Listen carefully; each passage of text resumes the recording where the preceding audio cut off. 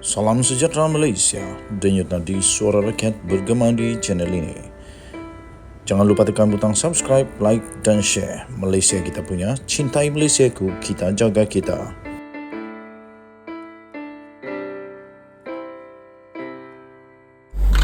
Salam sejahtera Malaysia, denyut nadi suara rakyat bergema di channel ini.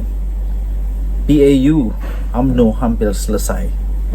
Banyak kejutan, banyak yang betul-betul tak sangka, betul-betul terkejut dan sebagainya.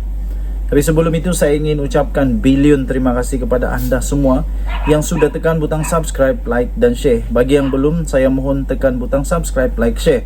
Dan bagi anda yang ingin menjadi someone special in this channel, anda boleh tekan butang join member, kerana minggu depan kita akan mulai hubungi member-member yang terpilih dan kita akan hantar souvenir, goodies, topi, t-shirt, keychain dan sebagainya kepada mereka yang bertuah. Kerana itu mohon bantuan anda, tekan butang subscribe, like, share, komen, tekan butang join member. MP Lipis tiba-tiba buat kenyataan. Ahli Parlimen bagi Lipis tiba-tiba keluarkan satu berita yang amat mengejutkan 3 juta ahli UMNO. Beliau berkata beliau tak tahu ada dalam senarai 10 MP yang sokong Muhyiddin. Siapakah yang tulis nama dia ini? Siapa yang tolong dia untuk tanda tangan? Siapa yang tolong dia untuk buat surat? Siapa yang buatkan surat akuan bersumpah itu? Ingat, akuan bersumpah bukan main-main. Dia ada tanda tangan dengan sumpah sekali. Kerana itu, perkara itu tak boleh dimain-main. Tapi bagaimana ahli parlimen daripada Lipis ini tersenarai dalam 10 orang itu, sedangkan beliau berkata beliau tidak tahu ada dalam senarai 10 MP sokong Muhyiddin itu? Ini satu yang amat mengejutkan, perlu dijawab oleh mereka yang tidak menyokong Muhyiddin. Bagaimana nama ahli parlimen Lipis Abdul Rahman Muhammad ini berada dalam senarai 10 orang tersebut? Ahli Parlimen Lipis iaitu Abdul Rahman Muhammad berkata dia tidak tahu menahu namanya termasuk dalam senarai salah seorang yang menandatangani surat akuan berkanun atau SD bagi menyokong Muhyiddin Yassin sebagai Perdana Menteri. Beliau menjelaskan keadaan berkenaan. Timbalan Menteri Kerja Raya itu memberi alasan dia tidak begitu mengikuti perkembangan semasa sehingga terlepas maklumat mengenainya. Katanya ada nama saya.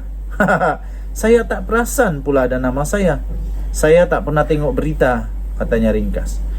Oi, bahaya ni kalau ahli parlimen tak tengok berita. Ini satu perkara yang betul-betul tak logik kalau tak tengok berita.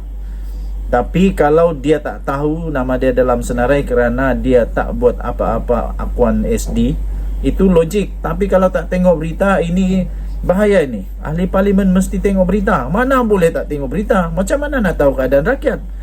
Abdul Rahman ditemui oleh pemberita selepas sesi ucapan dasar Presiden UMNO di Pusat Dagangan Dunia Kuala Lumpur hari ini. Ahmad Zahid sebelum ini telah mendedahkan nama 10 ahli parlimen Barisan Nasional, termasuklah daripada UMNO, yang dikatakan telah menandatangani SD untuk menyokong agar Muhyiddin Yassin dilantik sebagai Perdana Menteri ke-10. Pendedahan itu dibuat pengerusi BN yang juga timbalan Perdana Menteri itu ketika berucap pada sesi taklimat khas yang diadakan secara tertutup sempena PAU 2022 pada Rabu yang lalu. Abdul Rahman pada masa yang sama tidak menafikan dia termasuk sebagai salah seorang daripada 10 ahli parlimen berkenaan. Katanya, saya tak nafi, tapi saya tak tahu ada dalam senarai. Kalau ada pun apa masalah soalnya? Oh, rupanya bukan dia kata tak ada, tapi dia tak nafi dan dia tak tahu ada dalam senarai. Malah dia kata kalau ada pun apa masalahnya? Apa masalahnya? Jawablah dengan UMNO. Jawablah dengan kepimpinan UMNO. Jawablah dengan Zahid Hamidi. Ada masalah atau tak ada masalah kalau ada itu, termasuk dalam senarai itu. Sementara itu diminta mengulas mengenai ucapan dasar Presiden yang didakwa berbaur sindiran kepada individu tertentu. Abdul Rahman menafikannya. Katanya bukan sindiran tu, itu maksudnya Presiden nasihati kita dalam UMNO ini agar bersatu kembali. Itu bukan sindiran, tafsiran orang saja sindiran, ujarnya lagi. Oh, jadi rupa-rupanya cerita sebenar beliau tidak menafikan, tapi dia tak tahu ada dalam senarai. Tapi kata dia, kalau ada pun apa masalahnya? Apa masalahnya kalau ada pun? Okey, so Denyut Nadi Suara Rakyat bergema di channel ini. Bye-bye. Salam sejahtera Malaysia, Denyut Nadi Suara Rakyat bergema di channel ini. Baru sebentar tadi kita telah menerima keputusan, menerima satu berita yang amat menyedihkan, iaitu seorang yang amat besar di dalam politik negara Malaysia, di dalam pentadbiran Datuk Seri Anwar Ibrahim, terutamanya Zahid Hamidi, telah dilaporkan sebentar tadi telah pun meninggal dunia. Berita ini telah diterbitkan di Malaysia Kini 14 Januari 2023 jam 10.26, dikemas kini pada pukul 12 petang tadi. Disahkan pegawai Zahid Hamidi meninggal dunia. Disahkan dengan ini pegawai khas bagi hal ehwal kaum India di Pejabat Timbalan Perdana Menteri, iaitu Ramesh Rao, dilaporkan telah pun meninggal dunia. Ramesh Rao yang berusia 52 tahun meninggal dunia di rumahnya di Petaling Jaya selepas dipercayai mengalami serangan jantung. Kematiannya itu telah disahkan oleh Pejabat Timbalan Perdana Menteri. Ahmad Zahid Hamidi dalam satu ucapan kenyataan merakamkan ucapan takziah kepada seluruh keluarga mendiang.